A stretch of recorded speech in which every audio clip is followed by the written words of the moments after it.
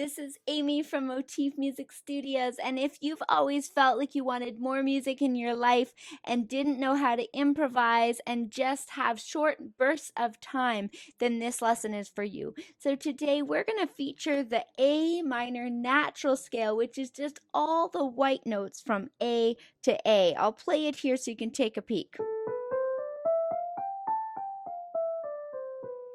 The cool thing is that in this creativity prompt, you can play those notes in any order to create a really cool Irish sounding melody. Now, to get the Irish feel, we're going to be adding some fifths in the left hand. So if you're new to piano, you can stick to just one hand or two hands playing the white notes. If you've played piano before and want to try this, we're going to be using a fifth in the left hand going from A minor to G. And we were going back and forth with those.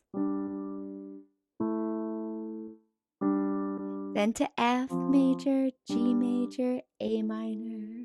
So now I'm going to play a duet part. You can join the fun, and we'll repeat it a few times so you can find your groove using only the white notes. If you like this video, give it a like, subscribe for more creativity prompts, and I can't wait to see you. Here's a song to play along with. Join in on the white keys. Here we go.